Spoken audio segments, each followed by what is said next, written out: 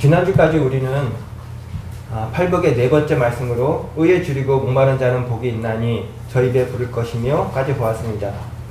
이렇게 우리는 팔복 여행의 딱 절반을 마쳤습니다. 어느 마을에 성실하게 소문난 두 명의 나무꾼이 도끼로 나무를 팹니다. 한 나무꾼은 쉬지 않고 성실하게 계속 나무를 패고요. 그런데 다른 나무꾼은 1시간마다 도끼질을 멈추고 무뎌진 날을 갑니다. 누가 더 많은 나무를 쓰러뜨렸을까요? 당연히 쉬면서 도끼날을 간 나무꾼이 일도 수월하게 하고 장작의 양도 많았다는 이야기가 있습니다. 보통 1학기하고 2학기 사이에 여름 방학을 하지 않습니까? 그래서 우리도 팔복을 쉬어가는 의미에서 오늘은 부흥이라는 주제로 말씀 나눔을 하려고 합니다. 오늘 들어가는 말씀으로 부흥에 대한 오해에 대해서 말씀드리겠습니다. 제가 부흥에 대한 말씀을 이렇게 나누게 될 것이라고는 제가 꿈에도 생각 못했거든요. 아니, 지금도 사실 확신이 서지는 않습니다. 왜냐하면 부흥이라는 단어가 저에게는 이제 맞지 않다고 생각했기 때문입니다. 저는 공부를 잘해본 적도 없고요. 그렇다고 운동선수로 뛰어난 성적을 내본 적도 없습니다. 사회생활 하면서는 돈을 많이 버는 적도 없고요. 무엇 하나 잘해본 적이 없는 제가 어떻게 부흥이라는 제목으로 말씀을 나눌 수 있겠습니까?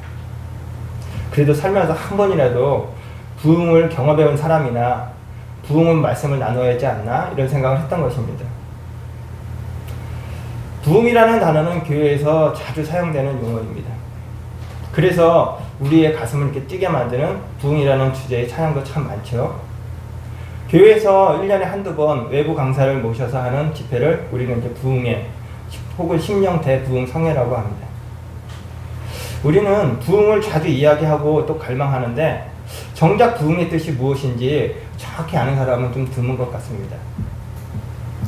보통 부흥이라는 용어는 숫자적인 의미, 숫자적인 성장을 의미해서 이제 목사님한테 여쭤볼 때 교회는 좀 성장하셨습니까? 라고 이렇게 여쭤볼 때 교회는 좀 부흥하셨습니까? 라고 질문을 하게 됩니다. 그리고 부흥이라고 하면 좀 동적인 의미로 생각합니다. 그래서 부흥회 때는 아멘 소리도 좀 커지고요. 찬양도 크게 하고 또 저도 통성기도 잘 못하지만 통성기도도 하게 됩니다. 그런데 성경이 말하는 부흥은 그런 숫자적인 의미나 동적인 의미가 사실은 아닌 것 같습니다. 성경이 말하는 진짜 부흥의 출발은 정적이고요. 고독이고 침묵이고 묵상이고 광야인 것입니다. 우리는 부흥에 대한 세 가지 오해가 있었던 것 같습니다. 첫째, 부흥하면 부흥회 혹은 부흥사를 연상한다는 것입니다. 그래서 그 속에서 주어지는 뜨거운 감정과 열정적인 기도를 연상하고 있습니다. 둘째는 부흥을 양적인 성적으로만 이해하는 오해가 있었습니다. 양적 성적만을 부흥으로 보게 되면 내적인 변화와 성숙에는 무관심하게 됩니다. 세 번째, 부흥의 관점을 경제적이고 물질적인 관점으로 보았다는 것입니다. 그래서 부흥을 갈급해야 하면서 초점이 사실은 경제 회복에 있었습니다. 그러나 우리는 이 물질적인 세계관을 경계해야 할 것입니다. 따라서 참된 부흥의 특징은 다음과 같습니다. 첫째, 죄에 대한 깨달음과 깊은 애통이 있습니다. 둘째, 하나님에 대한 강한 사랑의 확신이 있습니다. 세 번째, 부흥의 시작은 개인의 차원에서 시작하지만 공동체와 사회적으로 선한 영향을 끼치게 된다는 것입니다. 참된 부흥은 나의 죄에 대해 각성을 하게 되지만 그렇다고 정죄하는 것이 아니고 예수 그리스도 안에서 하나님의 사랑을 명확히 보고 깨닫게 합니다. 그리고 나라는 개인의 변화로 끝나는 것이 아니라 가정을 변화시키고 교회를 변화시키며 사회를 살리는 것입니다. 할렐루야. 아멘. 본문 첫 번째로 성경에서 말하는 부흥의 의미에 대해서 알아보겠습니다. 우리 개역 개정에서 부흥이라는 단어가 딱 한 번 나오는데요. 우리가 부흥이라는 단어를 종종 쓰지만 우리 개역 개정에는요. 하박국 3장 2절에 딱 한 번 나옵니다. 다음 PPT 한번 볼까요? 예.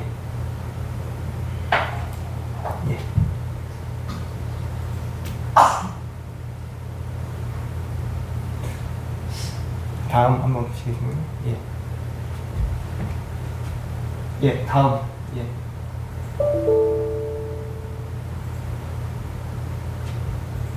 화살표 오른쪽 한번 눌러서 한번 뭐 이어보시겠어요? 있네? 예. 화살표 오른쪽으로 가면 들어가면 이제 그 단계 나오지. 한번 껐다가 다시 한번 보시겠어요? 그럼? 예, 사진을 한번 좀 보여드리고 싶은데, 예.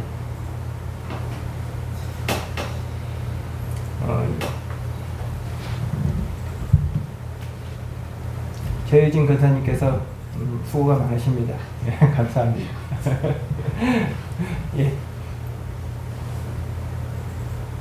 다음, 그 전이네. 이거. 예, 이겁니다. 예, 이거 확대 한번 해주시겠어요? 예, F5. 확대를 하면은 이걸로. 그래요? 죄송합니다. 그럼 그냥 한번 네, 보여주시겠어요? 이걸로 봐야 돼요. 예, 죄송합니다. 이게 무슨 글이냐면요. 요즘은 이렇게 검색을 합니다. 이렇게 제가 이제 어떤 단어를 몇 번 나오나 어디에 나오나 해서 이렇게 검색하니까 성경에 여기 위에 보면 검색에 부흥이라고 제가 쳤죠. 근데 하박국에 딱 한 건 나옵니다. 우리가 굉장히 부흥을 자주 얘기하는데 실제로는 부흥이 딱 한 건 있습니다. 여기 보면 우리 하박국 3장 2절 있죠. 굉장히 자주 쓰는 용어에 비해서는 성경에서 부흥이라는 단어는 유일하게 딱 하박국서예요. 그래서 보통 부흥 이렇게 말씀 전하실 때 하박국 선지서 말씀이 빠질 수가 없는 게 유일하게 딱 한 번 나오기 때문에 그렇습니다. 오늘도 마찬가지로 하박국서를 볼 텐데요. 그럼 우리 하박국서 3장 2절 한번 볼까요? 다음 거. 예. 한번 우리 다 같이 하박국서 3장 2절 우리 다 함께 한번 읽어보겠습니다. 시작. 여호와여 내가 주께 대한 소문을 듣고 놀랐나이다. 여호와여 주는 주의 일을 이 수년 내에 부응하게 하옵소서. 이 수년 내에 나타내시옵소서. 진노 중에라도 긍휼을 잊지 마옵소서. 아멘. 예. 권사님 계속 요거 잠깐만 이렇게 띄워주세요. 본문에서 하박국은 여호와여라고 부르고 있습니다. 성경에서 여호와여라고 말이 나오면 항복이라는 의미로 보면 거의 맞을 것 같습니다. 항복이라는 말은 지금까지의 내 생각을 내려놓고 이제는 하나님의 생각을 받기 원합니다 라는 의미인 것입니다. 이제는 내가 하나님께 항복하고 하나님의 뜻대로 살기를 원합니다 라는 의미로 보시면 거의 정확합니다. 하박국이 왜 하나님께 항복하게 되었는지 본문 배경을 설명드리겠습니다. 하박국서 1장하고 2장에서 하박국 선지자는 하나님에 대한 많은 의문과 섭섭한 마음을 표현합니다. 자기 소유가 아닌 것을 모으는 자, 자기 집을 위하여 부당한 이익을 취하는 자, 피로 성읍을 건설하며 불의로 성을 건축하는 자, 이웃을 혼미하게 하여 수치를 드러내고 즐기는 자, 이런 악한 자들을 왜 하나님은 방치해 두십니까? 라고 하박국은 질문하게 됩니다. 그러자 하나님께서 말씀하시는데요. 좀 더 기다려라. 내가 바벨론이라는 나라를 들어가지고 이 타락한 유다 민족을 심판할 것이다 라고 말씀하신 것입니다. 이 말씀을 들은 하박국 선지자가 정신이 혼미해졌습니다. 사실 바벨론은 유다 민족보다 더 악한 민족이거든요. 아니 하나님, 악을 심판하신 하나님이 어떻게 더 악한 존재를 사용하실 수가 있습니까? 라고 항변하니까 하나님께서 다시 말씀하십니다. 조급하게 생각하지 마라. 좀 더 기다려라. 내가 바벨론을 사용하여 유다 민족을 징계하겠지만 그 바벨론도 심판할 계획이다 라고 말씀하신 것입니다. 이 이야기는 하나님께서 바벨론이라는 회초리를 들어서 내 사랑하는 유다 백성을 치겠지만 때가 되면 바벨론의 회초리도 꼴보기 싫어서 떡 던질러서 아궁이에 집어 던질 것이라고 말씀하신 것입니다. 이 말씀을 들은 하박국 선지자가 이제야 하나님 마음을 이해하고 여호와여 라고 부르며 항복하게 된 것입니다. 그리고 하박국은 내가 주께 대한 소문을 듣고 놀랐나이다 라고 이야기를 합니다. 여기서 소문이라는 말이 히브리어로는 샤마라는 말인데요. 우리 지금 소문하고 느낌이 확 다른 것 같습니다. 우리가 보면 소문이라는 것이 이렇게 흘러가는 것 같잖아요. 그래서 들어도 되고 안 들어도 되고 들으면 더 안 좋은 거, 어떤 그런 이미지가 있는데요. 실제로 샤마라는 뜻은요, 들어야 할 것이라는 뜻입니다. 그러니까 들어야 할 것이 두 번 나오죠. 들어야 할 것을 듣고 놀랐나이다 이런 뜻이 되는 거거든요. 이 말을 우리말로 다시 하게 되면요, 마땅히 들어야 할 말을 그 말을 듣고 놀랐나이다 라는 말이 됩니다. 마땅히 들어야 할 말이 무엇이겠습니까? 당연히 하나님의 말씀입니다. 마땅히 들어야 할 말인 샤마에서 우리가 잘 알고 있는 들으라 라는 말인 쉐마가 나온 것입니다. 쉐마 이스라엘, 이스라엘에 들으라. 내가 꼭 들어야 하는 하나님의 말씀, 쉐마의 말씀을 들으라는 말인 것입니다. 따라서 여호와여 내가 주께 대하 소문을 듣고 놀랐나이다 라는 말씀은 여호와여 나는 반드시 들어야 할 주님의 말씀을 들었고 그래서 나는 주님을 경외합니다 라는 말씀이 됩니다. 다시 말씀드려서 내가 반드시 들어야 할 하나님의 말씀, 쉐마의 말씀을 듣고 이제는 주님을 경외하게 되었습니다 라는 하박국 선지자의 고백인 것입니다. 그리고 이 선지자의 고백 후에 드디어 우리가 잘 알고 있는 우리 성경에서 유일하게 나오는 부흥이라는 말이 나오게 됩니다. 주는 주의 일을 이 수년 내에 부흥하게 하옵소서. 따라서 여기서 말하는 부흥이라는 의미는 무엇이겠습니까? 우리가 그토록 고대하고 기대하던 그 부흥의 의미가 아니라 지금 하박국이 말하는 부흥은 하나님의 심판을 말하는 것입니다. 부흥이라는 말이 알고 봤더니 참 두려운 말씀이군요. 그런데 하나님께서는 우리에게 희망의 말씀도 주셨습니다. 이스라엘 백성을 심판하신 후에는 또 누구를 심판한다고 하셨죠? 예. 두 번째는 심판의 도구로 쓰였던 그 바벨론도 하나님이 다시 심판하신다는 것이 바로 주의 일인 것입니다. 할렐루야. 아멘. 따라서 부흥의 진정한 의미는 산다는 것, 다시 살아나게 한다는 의미가 정확할 것입니다. 이것이 바로 부흥의 진정한 의미입니다. 우리 한번 따라해 볼까요? 부흥이란 다시 살아나는 것이다. 다시 살아나는 것이다. 아멘. 아멘. 예, 그것이 부흥입니다. 살아나리라, 다시 살아나리라. 그것이 바로 주의 일을 부흥하게 하옵소서인 것입니다. 조용히 나로부터 그리고 우리 가정부터 우리 교회부터 다시 살아나는 그 부흥이 시작되시기를 예수님으로 축복합니다. 아멘. 본문 두 번째로 죽은 것을 살리는 부흥에 대해서 알아보겠습니다. 하박국서에 나오는 부흥이라는 단어는요, 원어인 히브리어로 보면 하야라는 말인데요. 하야라는 말은 기본적으로는 생명을 뜻하는 단어입니다. 죽은 것이나 다름없는 것을 다시 살려내는 것을 부흥이라고 말하고 있는 것입니다.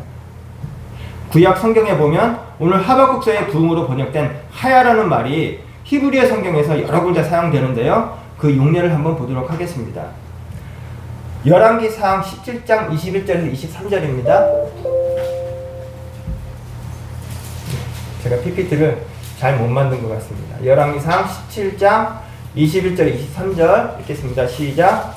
그 아이 위에 몸을 3번 펴서 엎드리고 여호와께 부르짖어 이르되 내 하나님 여호와여 원하건대 이 아이의 혼으로 그의 몸에 들어오게 하옵소서 하니 여호와께서 엘리야의 소리를 들으시고 그 아이의 혼이 몸으로 돌아오고 살아난지라.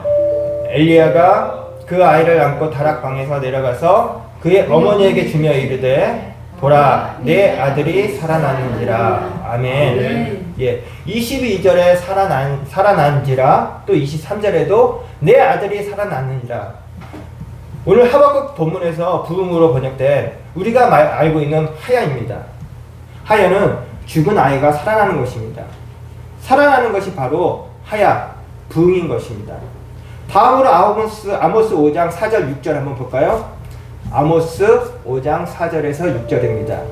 예. 아모스 5장 4절에서 6절까지인데요. 제가 그냥 읽도록 하겠습니다.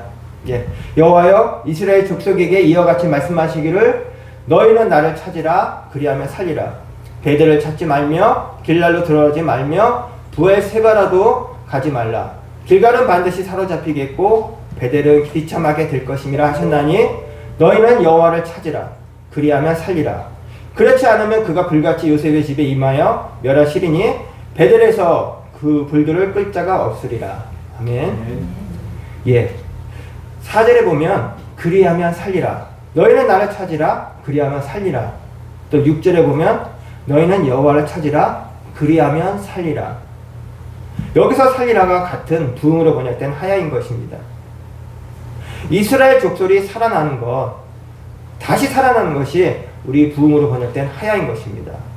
다음으로 하박국 2장 3절에서 4절인데요. 이것도 제가 읽도록 하겠습니다. 이 묵시는 정할 때가 있나니 그 종말이 속히 이르겠고 결코 거짓되지 아니하리라. 비록 더딜지라도 기다리라. 지체되지 않고 반드시 응하리라. 보라, 그의 마음은 교만하며 그 속에서 정직하지 못하나 의인은 그의 믿음으로 말미암아 살리라. 아멘. 아멘. 예, 4절에 의인은 그의 믿음으로 말미암아 살리라. 여기서 살리라도 하야입니다. 우리 본문에서 아까 봤던 부흥하고 똑같은 단어인 하야인 것인데요. 믿음으로 의인은 살아나는 것입니다. 그 살아나는 것이 같은 하야, 부흥인 것입니다. 우리 마지막 네 번째로 히스기야 왕은 아마 등창으로 추정되는 병에 걸려서 죽게 되었으나 하나님은 히스기야의 간절한 눈물에 기도에 응답해 주셔서 그의 생명을 15년간 영장시켜 주셨습니다. 히스기야 왕의 눈물의 기도를 한번 볼까요? 이사야 38장 16절에서 17절인데요. 제가 그대로 읽도록 하겠습니다. 주여, 사람이 사는 것이 이에 있고 내 심령의 생명도 온전히 거기에 있사오니 원하건대 나를 치료하며 나를 살려주옵소서. 보옵소서. 내게 큰 고통을 더하신 것은 내게 평안을 주려 하심이라. 주께서 내 영혼을 사랑하사 멸망의 구덩이에서 건지셨고 내 모든 죄를 주의 등 뒤에 던지셨나이다. 아멘. 예, 16절에 원하건대 나를 치료하며 나를 살려주옵소서. 여기서 살려주옵소서가 같은 하여 부흥으로 번역된 단어입니다. 부흥으로 번역하고 있는 모든 단어가 이렇게 다시 사는 것입니다. 히스기야의 눈물의 기도로 생명이 다시 살아나는 것, 이것이 바로 하야 부흥인 것입니다. 이렇듯 구약에서 대부분의 경우 하나님과의 단절로 말미암아 죽은 것에서 다시 살아나는 것, 그것이 바로 우리가 부흥으로 번역한 하야인 것입니다. 그렇다면 누가 이 부흥을 꿈꿀 수 있을까요? 지금까지 내 삶에 대해서 내가 속고 살았다는 것을 깨달은 사람인 것입니다. 이만하면 직장도 좀 안정적이고, 집도 있고 차도 있고, 아이들도 건강하게 공부 잘하고 직장도 잘 다니고, 가고 싶은 데는 얼마든지 여행 다닐 수 있고, 하나님께서 주시는 복을 충분히 누리고 있는 것 같은데 왠지 모르게 마음이 좀 불편하고 하나님과의 관계가 좀 단절된 것 같고, 이유를 알 수 없는 그 경험이 찾아올 때, 그때가 바로 부흥이 필요한 때인 것입니다. 내가 좀 착각했구나. 이렇게 사는 것을 잘 사는 것이라고 착각했구나. 이것을 깨닫고 절망하면서 하나님께 살려달라고 회개하고 자복하고 통회하는 그 사람이 바로 부흥하는 성도인 것입니다. 할렐루야. 아멘. 우리의 심령에 부흥이 필요하지 않으신가요? 우리의 또 가정에, 우리 자녀들에게, 그리고 우리 영양교회에 지금 이 부흥이 절실히 필요하지 않을까요? 쉐마 이스라엘, 하나님께서 주시는 말씀에 우리도 히스기야처럼 주여, 사람이 사는 것이 이에 있고 내 심령의 생명도 온전히 거기에 있사오니 원컨대 나를 치료하시며 나를 살려주옵소서 라고 기도할 때인 것입니다. 우리도 히스기야처럼 부흥을 꿈꾸는 영양교회와 우리 성도님 되시기를 예수님 이름으로 축복합니다. 아멘. 본문 마지막 세 번째로 부흥은 나와 교회의 주권을 하나님께 내어드리는 것입니다 라는 제목으로 말씀드립니다. 부흥이라는 단어는 국어사전에 쇠잔하던 것이 다시 일어남이라는 뜻입니다. 다시 말씀드리겠습니다. 쇠잔하던 것이 다시 일어남이라는 뜻인데요. 그런데 이런 표현으로 좀 부족한 것 같습니다. 그래서 마틴 로이드 존스의 부흥이라는 책을 사보았습니다. 이 책인데요. 이 책은 부흥을 강망하는 성도와 부흥이라는 단어에는 좀 관심이 없어도 그리스도인에게 이제 필독서로 추천되는 책입니다. 이번에 부흥이라는 말씀 나눔을 준비하면서 저도 이제 마틴 로이드 존스의 부흥이라는 책을 중고 서점에서 구입해서 읽어보았습니다. 저는 책을 살 때는 일단 중고 서점에서 책을 찾습니다. 웬만한 책은 중고 서점에 다 있지만 신간이거나 중고 서점이 없을 때만 새 책을 사는데요. 제가 중고 책을 선호하는 이유는 헌책과 새 책의 차이를 못 느끼기 때문입니다. 차이 없으시죠? 예, 그러면서 책의 가격이 50%, 20% 저렴하기 때문에 중고 서점에서 항상 책을 삽니다. 그리고 참 재미있는 것은 이 나보다 먼저 이 책을 구입한 사람의 흔적을 발견할 수 있다는 것이 너무 좋습니다. 나보다 먼저 이 책을 구입한 사람의 흔적을 발견할 수 있다는 이 뜻이 무슨 말씀이냐면요. 보통 책을 읽으실 때 이렇게 밑줄 긋거나 이렇게 메모해 놓지 않습니까? 저는 그 흔적이요, 너무 좋습니다. 새 작가 차이도 거의 없는 데다가 또 가격도 저렴하고 또 그 흔적 때문에 중고책을 꼭 사서 읽습니다. 그 흔적이 어떤 느낌이냐면요. 마치 알지 못하는 그 누군가와 함께 책을 같이 읽는 느낌입니다. 그 느낌이 너무 좋아요. 보통 책을 읽고 나면 과연 내가 이 책을 제대로 읽었나 이렇게 궁금하기도 하고 다른 사람들은 이 책을 어떻게 읽었는가 또 이제 무엇을 느꼈는지 좀 궁금하기도 하는데요. 그런데 중고책을 사면 그분의 흔적을 따라서 읽어가다 보면 그분의 영적인 교감하고요. 이분은 이렇게 책을 읽으셨구나 하는 그런 느낌을 가질 수가 있습니다. 때로는 그분의 삶과 영혼도 느껴지기도 하더라고요. 밑줄만 긋고 메모만 했는데도 이분은 이런 삶을 살고 이런 영혼을 갖고 있겠구나 하는 그런 느낌도 받아요. 이게 책 외에서 느껴지는 어떻게 보면 쾌감이라고 할까요? 그래서 저는 헌책을 항상 사고 그 헌책에 사는 그런 재미도 항상 느낍니다. 역시 이번엔 책에도 붕이란 책에도 앞에 분이 책에 표시를 해두었는데요. 참 재미있는 것이 책에다가 이렇게 보면 밑줄을 긋고 옆에다가 메모를 했는데 다음에 154페이지로 넘어갈 거 이렇게 친절한 이렇게 메모를 남기셨더라고요. 좀 보여드렸으면 좋겠는데 이게 아마 안 보이실 거예요. 그래서 그분이 시키는 대로 이렇게 책을 다 읽었습니다.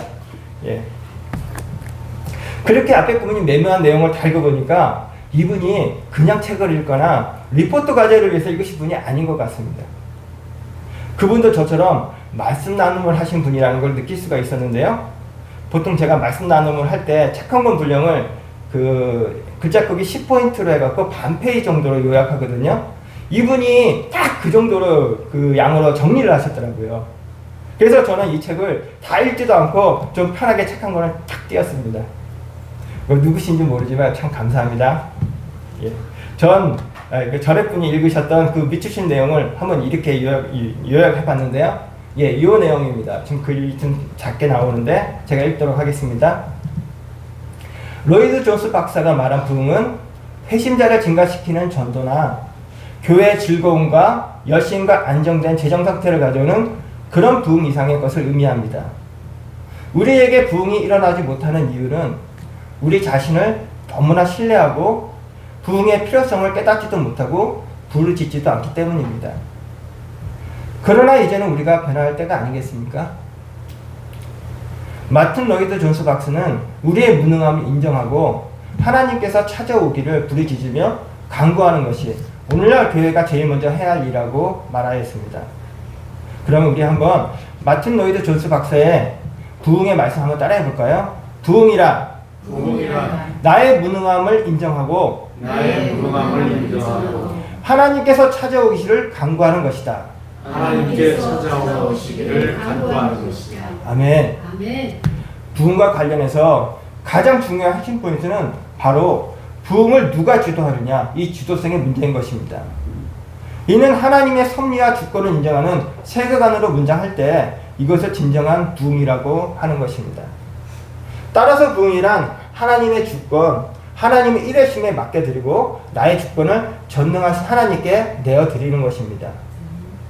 부흥과 관련해서 가장 중요한 핵심이 누가 주도하느냐라는 이 주도성의 문제라면 지금 나의 삶, 지금 우리의 가정 누가 주도하고 있는 것입니까? 혹시 하나님이 아니라 내 자신 혹은 아내나 남편이 주도하고 있는 것은 아닙니까? 그리고 우리 영약 그리스도 교회는 지금 과연 누가 주도하는 교회입니까?